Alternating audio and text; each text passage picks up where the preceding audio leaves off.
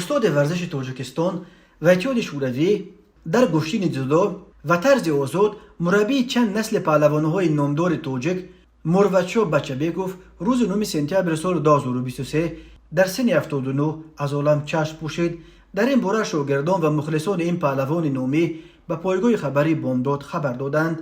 به اطلاع آنها مروتشو بچه‌بکوف که در دوشنبه میزیست برای چند روز به زادگاهش دهه برفن جماعت وادخود نویه ونج ولایت مختار کوهستان بدخشان رفته بود.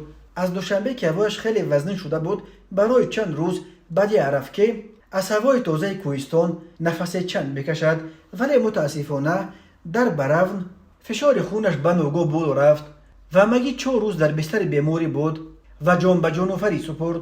نقل کرد یکی از نزدیکان پهلوان شناخته مروتشو بچه‌بکوف همان روز 9 سپتامبر در پی برگزاری مراسم ویدا در زادگاهش دهه برفن جماعت وادخود نویه ونج ولایت مختار کوهستان بدخشان به خاک سپردند. مروتشو بچه‌بکوف 1 می سال 1944 در برفن به دنیا آمده است. او سالهای 1960 1962 در مکتب هنر ساختمانی تحصیل کرده و سالهای 1962 1966 به خدمت حربی رفت. در قسم‌های فلات بحری قوه‌های مسلح اتحاد شوروی خدمت نموده است. سال 1968 به رشته تربیت جسمانی دانشکده دولتی آموزگاری به نام شفچنکای تاجیکستان داخل شده. بعد ختم میان سال 1972 تا سال 1994 استاد کافدرای ورزش همین دانشگاه بود. مروتشو بچه‌بکوف چندین سال رهبر مهمانخانه سپورت را در دوشنبه بر عهده داشت. مروتشو بچه‌بکوف در یک قطار مسابقه‌های جمهوری و عمومی اتفاقی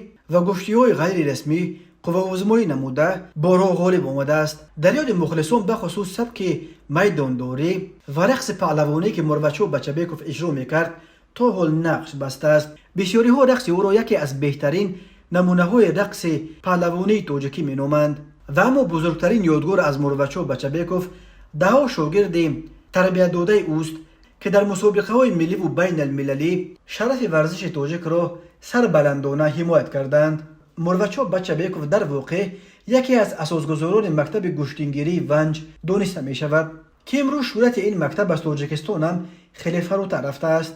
پهلوان‌های نامی زاده ونج از جمله دولتشو بچه‌بکوف، همتشو قنواتوف، گنرال سلمشو محبتوف، اکبر محبتوف، عبدالله تیراندازوف، علیشیر دولتوف خود را از پرورده های مکتب گشتین مروتشو بچه‌بکوف می دانند.